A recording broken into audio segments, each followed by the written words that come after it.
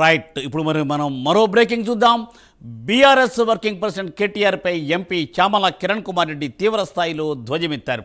తెలంగాణ కోసం 100 సార్లైనా జైలుకు పోతానని కేటీఆర్ అనడం హాస్యాస్పదమని చామల మండిపడ్డారు.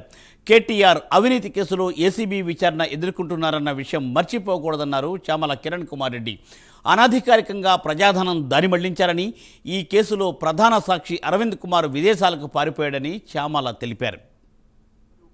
ఫార్ములా ఈ రేస్లో ఈయన పోయి ఛాలెంజ్లు చేస్తున్నాడు కూర్చొని. ఎన్నిసార్లు అయినా జైలుకు పోతే, ఎన్నిసార్లు జైలుకు పోవాలని ఓన్లీ సినిమా డైలాగులే, స్క్రిప్ట్. అసలు జైలుకు పోవాలన్న ఇంట్రెస్ట్, ముఖ్యమంత్రి కావాలి ఇతనేమోనన్న ఒక ఆశ. జైలుకు పోవాలంటే భయం కూడా ఉంది, ఎందుకంటే మనోనికి ఎక్స్పీరియన్స్ లేదు జైలు ఎట్టుంటుందో కూడా, ఇంతకుముందు చూడలేదు కాబట్టి లోపల ఏ మాత్రం ట్రీట్మెంట్ ఉంటుందో అని భయం కూడా ఉంది. ఆ భయంతో ఏంది ఈరోజు మీ అందరికీ ఒకటి తెలుస్తుంది, ఈ కేసులో కూడా ప్రభాకర్ రావు గారు ఎలా కీలకమైనటువంటి అధికారో అరవింద్ కుమార్ ఈ కేసులో కీలకమైన వ్యక్తి. అరవింద్ కుమార్ ఎక్కడుండు అని మాకు ఈరోజు పొద్దున్న నుంచి ఎత్తుకుతున్నాం మేము. కుట్రల భాగంగానే ఈయన ఇక్కడ ఎంక్వైరీ చేస్తారు. అరవింద్ కుమార్ గత 10 రోజుల నుంచి భారతదేశంలో ఉండో లేడో తెలియని పరిస్థితి. ఈరోజు ఎంక్వైరీకి ఆదేశం ఇస్తుంది ప్రభుత్వం.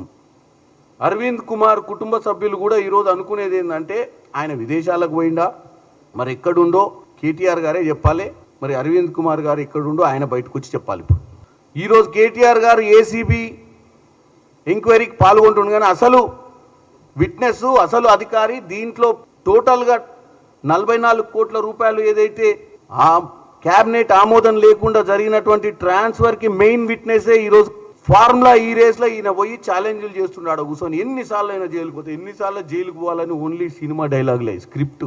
అసలు జైలుకు పోవాలన్న ఇంట్రెస్ట్, ముఖ్యమంత్రి కావాలి ఇతనేమోనన్న ఒక ఆశ. జైలుకు పోవాలంటే భయం కూడా ఉంది, ఎందుకంటే మనోనికి ఎక్స్పీరియన్స్ లేదు.